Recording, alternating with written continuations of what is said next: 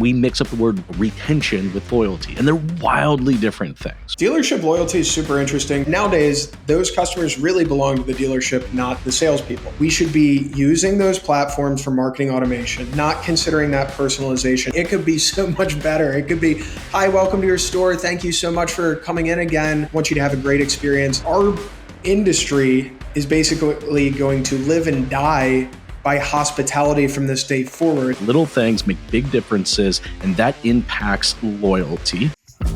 Welcome to Driven Loyalty, the podcast with proven strategies and expert insights tailored for automotive professionals looking to maximize retention, enhance customer experience, and drive sustainable growth. Here's your host, Jason Harris. Hey, what's going on, Podcast Nation? It is Jason Harris here, and thank you for joining me on another episode of Driven Loyalty, where I get to talk, anything and everything I want to talk about to what it actually takes to create real loyal customers in your business. And I'm not just talking about retaining them, I'm talking about actual loyalty.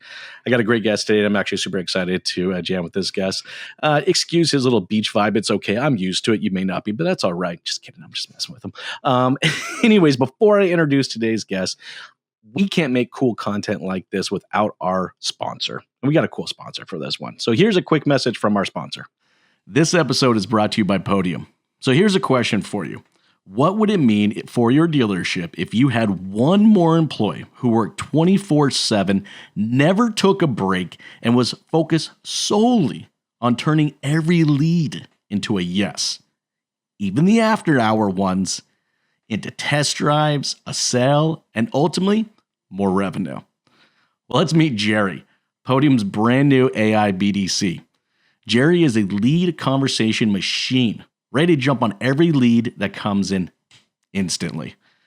He can answer questions, keep those leads engaged, and even schedule test drives, all without any direct human supervision.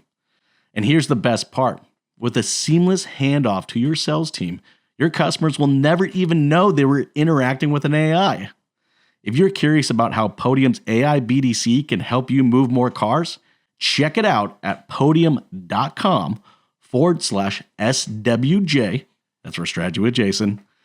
That's podium.com/SWJ, or just hit the link in the show notes below.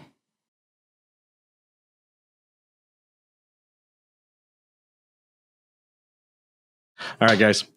I got the one, the only, the oh so famous, he paid me to say it. I have Jon Frederick with Freddie Media. Jon, what's up, buddy? How you doing? Thanks so much for having me on the show. I didn't know you opened it with hey, hey, hey. I thought you were going to go with hey now in honor of Stern, but I guess you can just pay licensing to Bill Cosby instead.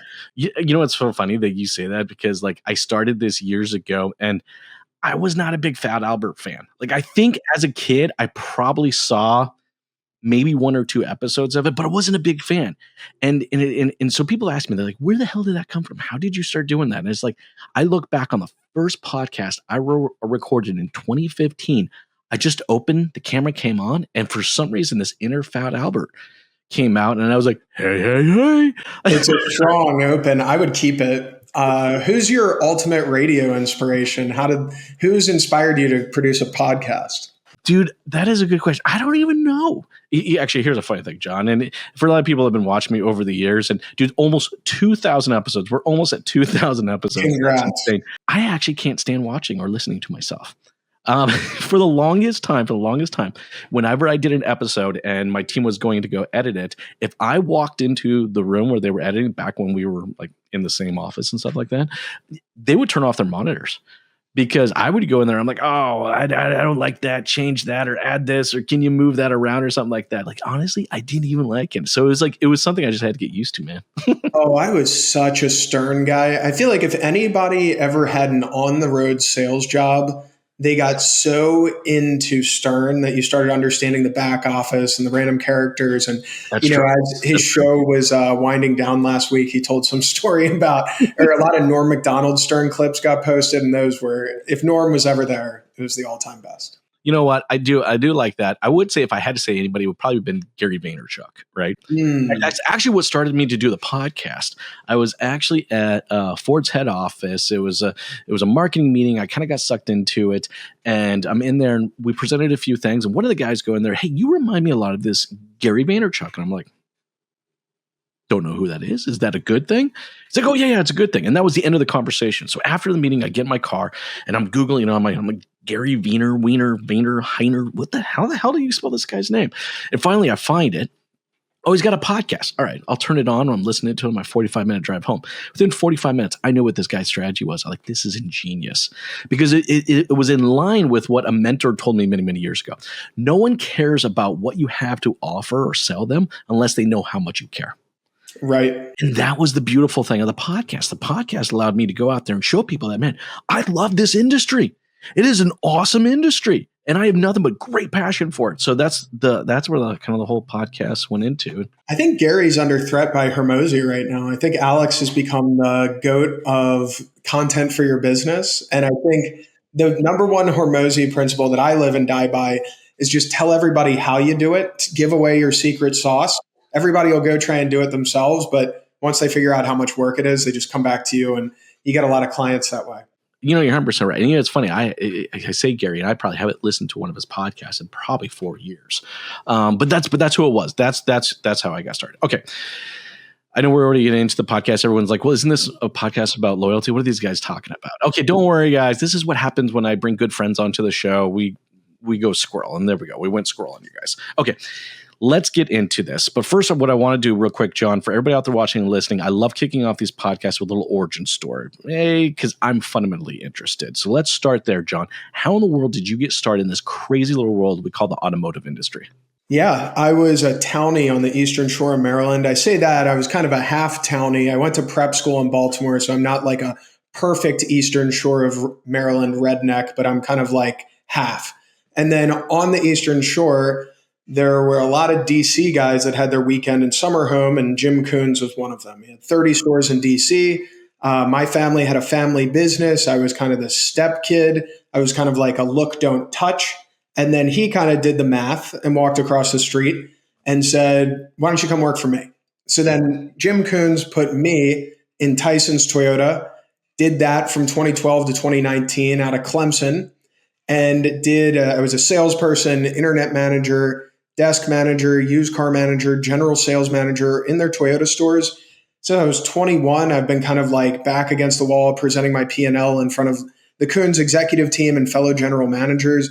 I was always the young guy. I was always the youngest general sales manager, all these things. And now I feel like I'm a little older. I feel like I've kind of hit this point in my career where I'm definitely no longer the young guy.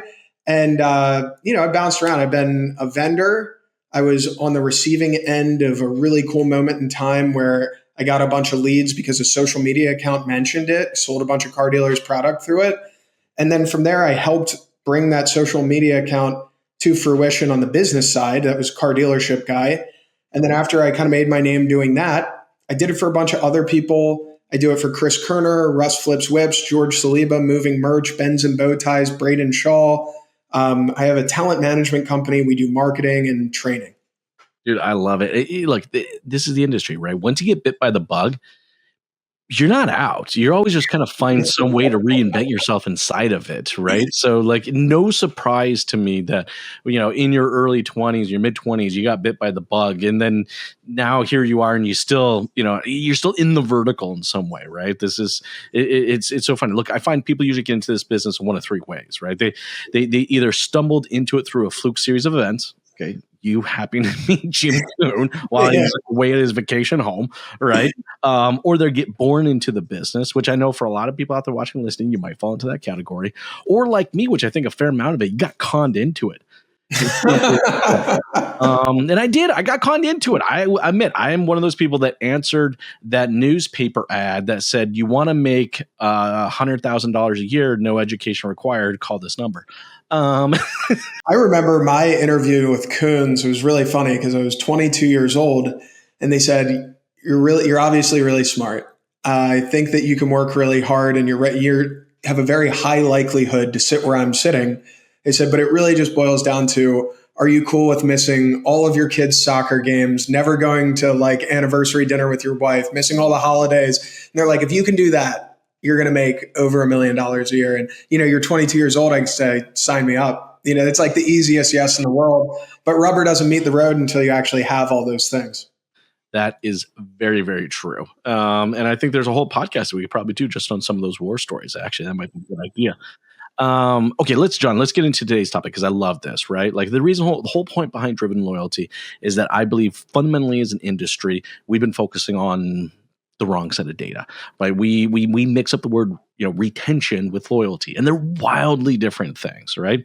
So I think one of the big problems, and you identified it as well, is one of the big problems for not having more loyal customers is a lack of personalization in our follow-up marketing. And come on, guys, if you're out there watching, listening, you've ever worked at a dealership and you've dealt with a CRM, you know for a fact there's no personalization in there. It is about as robotic as you could possibly. In fact, actually, I think today the robots actually sound better than some of the humans out there. But anyways, let me kick it off here, which is why you think this is a big problem, how it fundamentally affects loyalty at the dealership. Yeah, dealership loyalty is super interesting because as dealers expand, all the customer data resides within the dealership's DMS and the CRM. Mm-hmm. So when our fathers sold cars, they had a book and they'd write, birthday cards to people and they'd keep the contact info and like a leather bound whatever.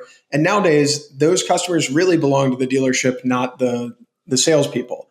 And I think there's a little bit of push and pull right now because some salespeople are garnering large social media followings and suddenly their following is like their modern loyal book of business. And that's a lot of what I coach to businesses is like how to grow a following that's effectively loyal to you. But then is the dealership cool with that?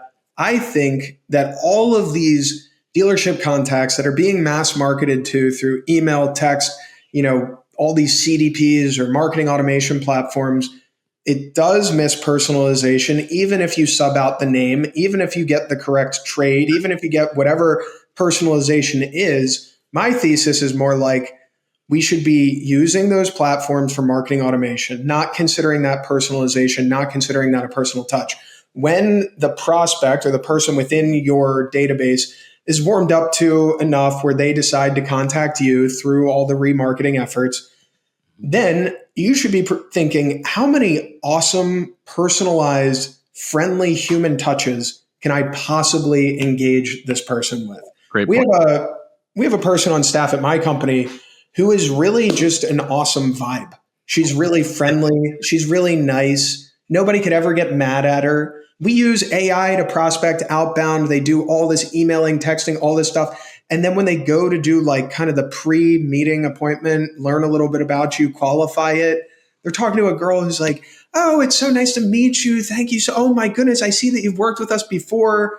Is your AI, is all of your tech getting you to a really nice personalized human interaction? Or are you just trying to remarket perpetually and constantly? Well, and that's a really good point, and right, and that's how we wanted to kind of break down today's conversation, right? Because I think to truly have loyal customers and to truly execute a personalized follow-up effort, all right, it is not just a piece of technology; it is the people, like you said, that friendly personality. It is a process. By the way, we talked a little bit about AI, and John, for anybody out there watching and listening right now, if you don't have a document process today based on today's technology, there's no effing excuse whatsoever for you not to have a documented process. You can literally go to ChatGPT right now, talk to it, not even type it, with some loose idea of how you want this process to play out, and it will document the whole effing thing for you. So it's a people, it's a process, and then you nailed it, John. It's a technology thing. Right. And so let's talk real quick because personalized follow-up, right? In the past, what does our industry use as personalized follow-up? They're email blasts. Exactly. Well, they're fill-ins, right? So I'm going to fill in Jason's name here and the make he's driving and the model and the year and maybe the date he purchased it, right? That's personalization. I can't blame us because from a technology perspective, that is about as personalized as we could get with what we have. Like when we think about what feels personalized to us, and I'd love to get your take on it, it has context of me as a person. So go back to what you were saying earlier about old school, having the black book.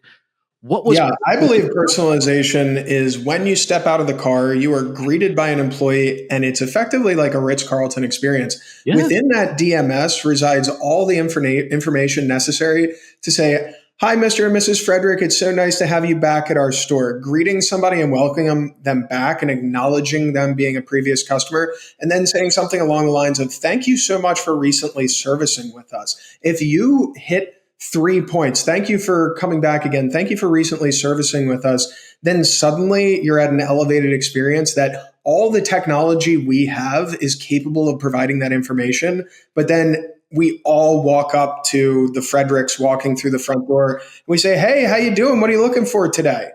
And it's like, it could be so much better. It could be, "Hi, welcome to your store. Thank you so much for coming in again. Thank you for being a loyal service customer. We want you to have a great experience." Our industry is basically going to live and die by hospitality from this day forward. It's not really persuasive closing. It's, displaying your personality, kind of conveying who you are and being really, really pleasant to deal with. You're 100% right. All right. The customers felt known by you, right? There are some great technologies out there. In fact, I know one that's in the service bay right now. And this is not necessarily new as much as it is just now becoming more popular, mainstream. All right. Every time the car comes in, it rolls over this set of sensors and it scans, including scanning the license plate, which now associates it to the customer. What pops up on the big screen so the person that is escorting them into the service bay sees their name. All right. Smart. So the door opens. "Welcome back, Mr. Harris. It's great to see you." Do I know you? Hold on a second. What? This is before, just as they're walking out the door. That type of personalization. See, I think we get confused is that, it's little things that make really, really big differences. And, it goes like, let's talk a little about people, because I think you got some great examples of this, right? Of people using technology to enable friendly encounters, right? Like the one I just gave you, like that's a friendly encounter of like, "Hey, I just drove my car into the service bay. Guy opened the door, said, 'Hello, Mr. Harrison, welcome back.'" Like they Right. know I me. mean, Jason, we have such an easy ability to understand customer lifetime value, the potential that you could get by not only retaining, but making sure they come back and evangelize your store. Yeah. That should be really the only purpose of technology, is empowering human interaction. I was the BMW championship this weekend was at Caves Valley in Baltimore. I grew up caddying there, and the standards at which you had to interact with people at Caves Valley was intense. There was over 10 billionaires as members there. You had to really, it went beyond personalization. You had to know wives. You have to ask what their children are doing. You have to display interest in members.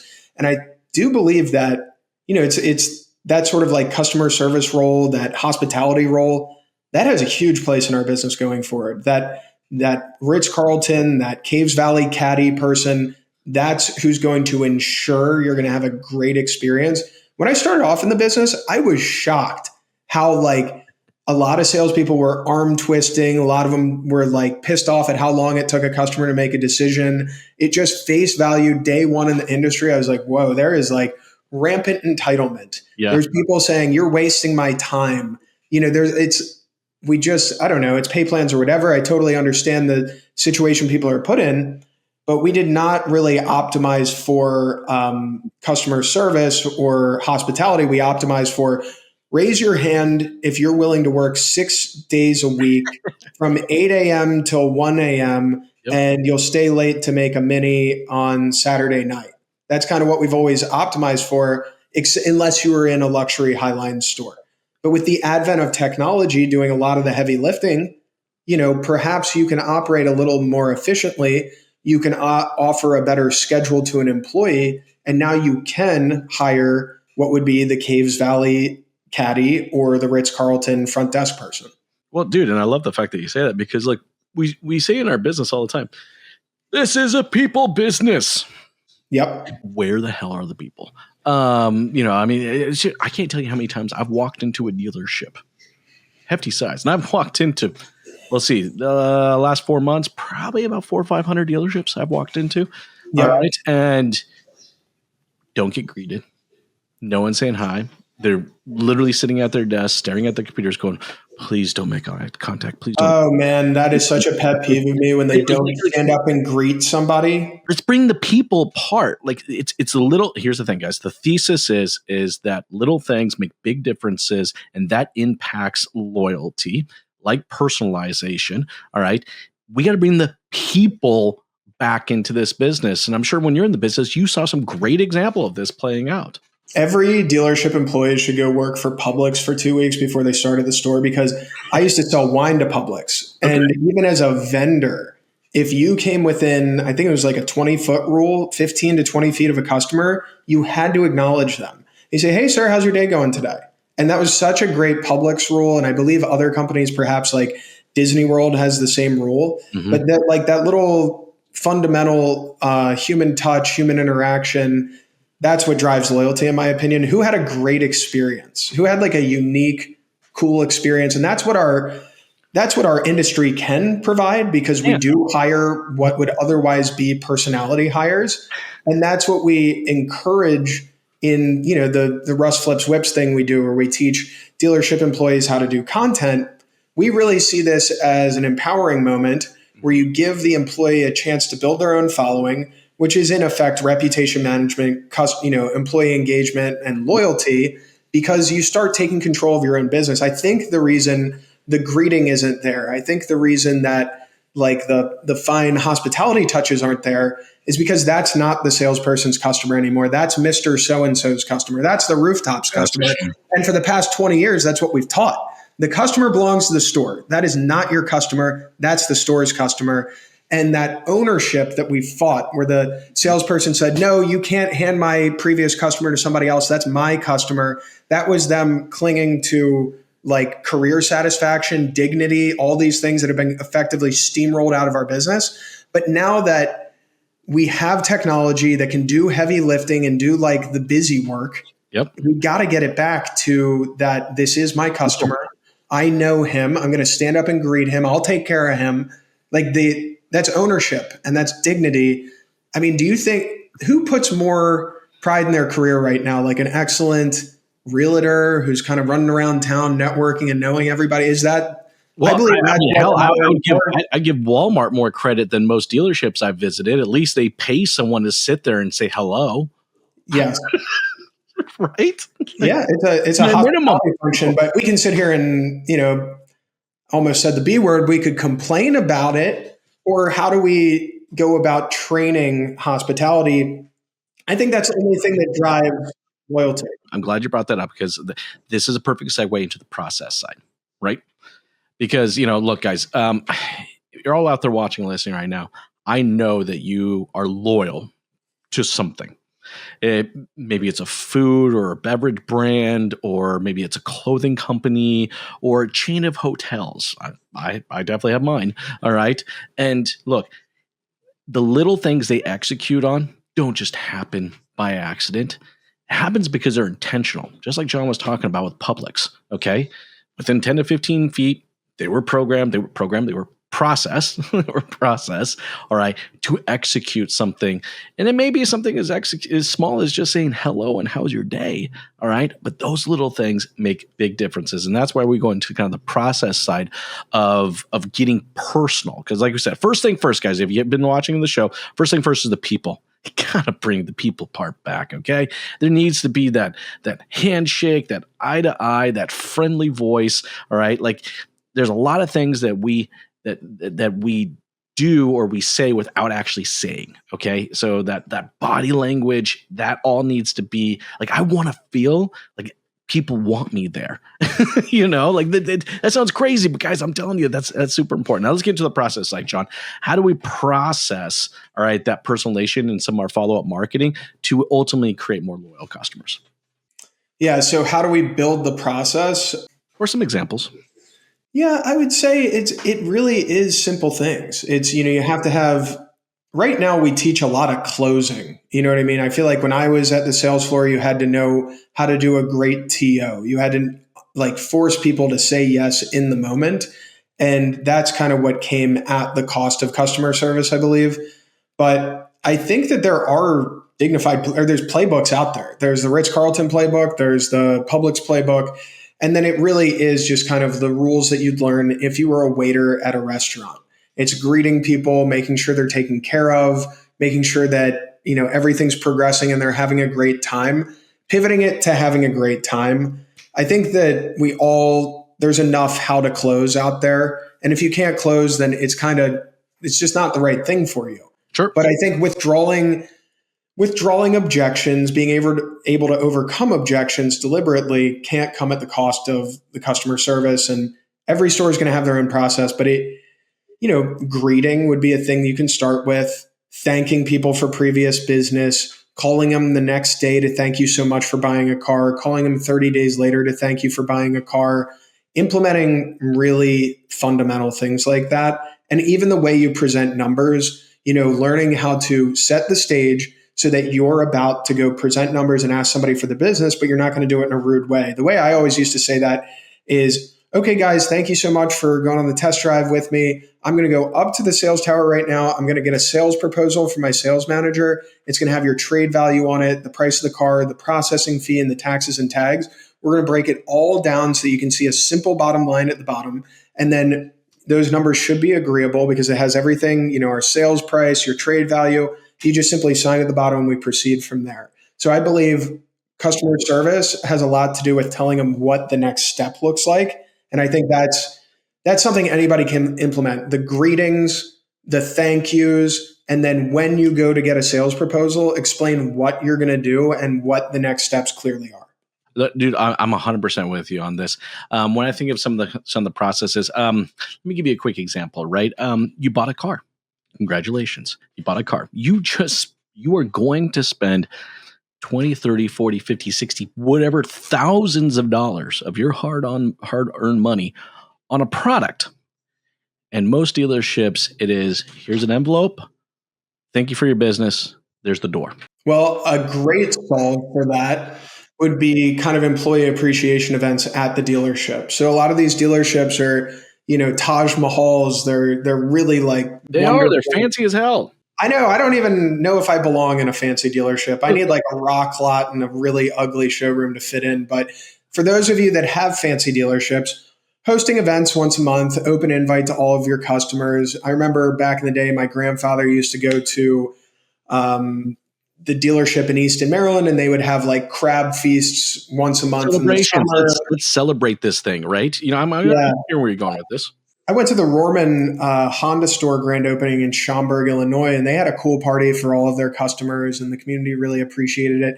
So leaning into local community events and then publishing on social media as if you're endeared to your local community. Like if I was a dealership, in fact, I was with Justin Moore the other day. He's the owner of George Moore Chevrolet here in Jacksonville. He's supporting the local football teams. He's like visiting local bakeries and doing content with them. Just kind of like proving that you're part of the community and then hosting cool things at your dealership, offering it up just to your customers. They appreciate that. And that can't be sinking the ship financially. Everybody's capable of doing something nice. No, look, celebrating a transaction is not sinking the ship. Here's the thing. How often do you have a birthday, John? But once a year. Okay, about once a year. All right. And most people go celebrate that typically with a meal, right? It's pretty common. Why is it common? Because I know almost every time I go out to, Texas Roadhouse, which always no fancy anything, right? Somebody, there's an army of people coming out from the kitchen and they're slapping their knees and they got cowboy hats on and they are celebrating, all right, this person's birthday with a $20 steak. $20 transaction. Well, we can't do that when someone spends $40,000 on a car. I'm just saying. I'll give you an example. Russ Flips Whips is the master of this. Anytime somebody ever bought something from him, he had a process in his dealership where he would walk up to anybody who worked with him and he would say, Mr. Smith, Nautilus, Mrs. Benson, Navigator. And then that was the cue to the person that worked with him to say, Mrs. Benson, thank you so much for buying the Navigator. And Russ would film him. my name's John. I'm the general manager at the store. You're in great hands with Russ. If there's ever anything he can't handle, this is, you're welcome to reach out to me directly. Absolutely. Again, my name's Jon Frederick. So Russ invented, I really do think he's kind of like Process. a It's a process. He invented this process where he would walk up to like 4 people after they bought it, and he would say, Mrs. Smith, navigator. And then they had to turn around and say, thank you so much, Mrs. Smith, create a personalized video. He would take 4 or 5 of those, push them together. And when the person walked out of finance or right after they bought the car, he sent it to them. That's crazy. That's like the kindest, nicest little small town thing. I don't know if we all think we're like incapable of doing that or we're too busy or whatever. We're not incapable. I mean, come on. If a restaurant can execute that on a $20 steak, there's no reason at all that we can't execute what Russ does on a $40, $50, or a navigator, a $90,000 purchase. That's something we train all the stores. Like we've turned that into fundamental in our dealership training. And I don't think people see that coming. We're like, here's like a nice thank you. And they think we're going to come there and teach them how to do TikToks. But we believe, like we try and seep into the other pieces of the process. That's hyper personalization. All right. That leads to a meaningful impact because it's a little thing that's got a big impact, which ultimately creates loyalty. Now, I know we're getting towards the tail end of our conversation. I still want to talk a little bit about technology because you brought it up and I think it's phenomenal. But here's the thing, guys. I'm going to warn everybody out there watching and listening right now. If you're utilizing a piece of technology in your communication efforts or your marketing efforts, and it doesn't have context on who that customer is and what they own and maybe what they've said over the time they've interacted, then you're using a bot and nobody in the world appreciates that. And by no means are you creating any loyal customers. Anyways, John, what's your thoughts on this? Yeah. Are you injecting too many robotic conversations into your dealership's technology? Like, do employees even like, or do customers even like that? Hell no. Because the other day I talked to somebody and they were like, dealership just checking off the proverbial box that they did it. Your scale is bigger, your leverage is bigger, but funnel your qualified leads to the happiest person possible. I remember, we hired a person here and like somebody was like, oh, they only made 15 phone calls that day. I was like, I don't care. I don't care how many phone calls they made. I just need somebody on staff for when they call in, they're greeted by somebody who's really happy. And I was like, if it's almost like the burden of an executive is to not let all the stress and the grind and your financial, I bootstrapped my company, right? And I don't have like the biggest company in the world, but I do have a nice company with high revenue and good margins. And I am blessed to be able to pay 7 employees' salaries every month. And it's like, it's just injecting good human experience into it. Well, it is. It's human experience through technology, right? And guys, look, there are technologies out there. There are technologies out there, like the company that sponsors this podcast, Podium. But anything needs to have context, all right? Like, go back to the very first thing John said was about the person who had a little black book, right? And kept notes, or the caddy experience. You knew the wife, you knew the kids, you knew what schools they went to, the sporting things like that, all right? Look, technology needs to have context. If it doesn't have context, it's literally just an expensive paperweight. And all you're doing is just checking off a proverbial box that you communicated with someone. Guys, I think there's huge opportunities to utilize technology with our people, enhancing our processes, right? I mean, Russ's example or John's example of Russ, all right, is using that piece of technology, all right, in a process to execute a very personalized thing. This is what the ultimate goal should be, but it has to be a combination of these 3 things. All right. It's another thing, Jason, like understanding the client's family as well, or what they do. Yes. My wife runs a wealth management office and she manages maybe like 400 clients. I don't know. And she has notes on where their kids go to school. She has notes on what they like to do with their spouse. And they definitely do the happy birthday phone calls for everybody. And that you'd think in an extreme professional service environment, that might be kind of nominal. But I mean, as people age, as they become older, as they go through life and get divorced or some tragedies may happen, you sometimes are the only phone call to somebody on their birthday. And like, as long as it's personalized, as long as you have the context and you read the notes in the CRM, and their kid goes to University of Florida and plays lacrosse, and they own a boat and sometimes go to the Keys with it. You say, hey, Jason, it's Jon Frederick. I'm just calling to say happy birthday. And I hope you'd get that boat down to the Keys. And if you guys are ever in Gainesville for a lacrosse game, let me know. I'm there once a month. Like, that's a powerful phone call. How much better is that than happy birthday, Jason? Well, and that's what I'm saying. So, like, when you think about it, if you're a dealership right now, you're watching, listening to this, utilizing technology should not replace that. All right. What it should do is it should give your salesperson's time to execute on that. So when you're thinking, like, I think too often we look at technology, we're just like, we're just going to use it everywhere. No, but the objective needs to be for it to pick up some of the heavy lifting so that the people can go back to being people and just engaging the way people engage and making those type of meaningful connections. Wouldn't you say? Yes. And I mean, it can go really far. I am like a pretty psychotic sales guy. I try to tone it down nowadays that I have salespeople working for me. But, like when I look at my HubSpot and I look at a contract that I had out or a proposal that I had out to a company, and I see that they opened it, and it might have been like they opened it 4 days ago. Sure. And then this morning they opened it again. I might just call them in the moment and not to twist their arm. Just say, hey, Mike, how's it going? I don't want to put any rush on you. I was just touching base. I know that, you were out last week, and I wanted to follow up to see if you guys were still considering that. So that's like, I knew it was on their mind. I can visibly see that they just opened it. It's a very directed and appropriate thing for me to do, but I am using technology to do that. Well, see, that is a process that you are using technology, and you're the person, all right, that is executing it. Like, guys, look, real loyalty, and going to the big problem we were solving today, all right, a lack of personalization and follow-up marketing, all right, the real thing that is needed here is a balance of people, process, and technology. And I can guarantee you, look, guys, I visit hundreds of dealerships, all right? If you aren't having real loyal customers in your dealership, or you're not personalizing your follow-up marketing, is because you have a full lack of imbalance in one of those three places.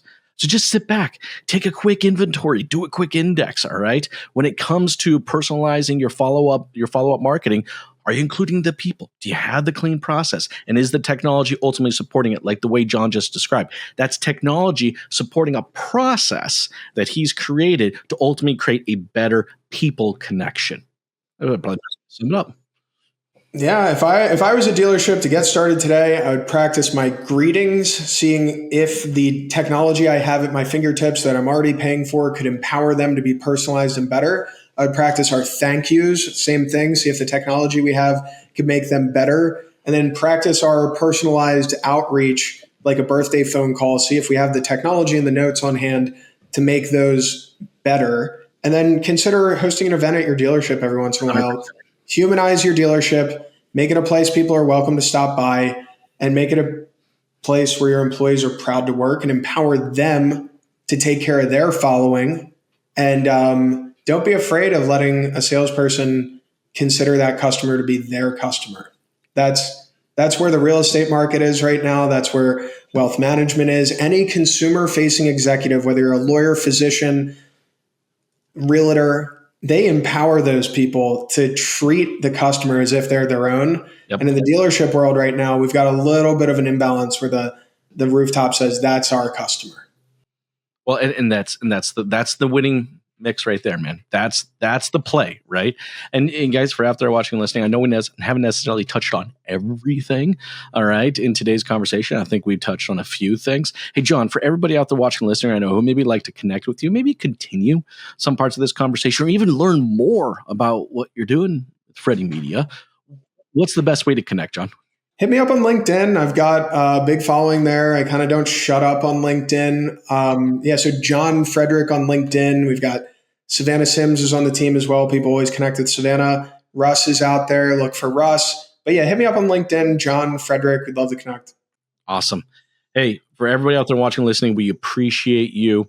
The biggest compliment you can give us as content creators is to share the show. Seriously, it's the biggest thing you do. I know people out there like, smash that like button and hit subscribe and stuff like that. To be honest with you, that's great and all. All right. But the biggest compliment you can ever give a content creator is to share the show. If you got a manager, a colleague, or a friend that needs to hear some part of today's conversation, it means so much when you share that show. Jon, thank you so much for taking the time to jam me today. This has been a blast. You have yourself an amazing day. Thanks, Jon. Thanks, Jason. Thanks for tuning in to the Driven Loyalty Podcast. Don't forget to like, comment, and share. Happy podcasting.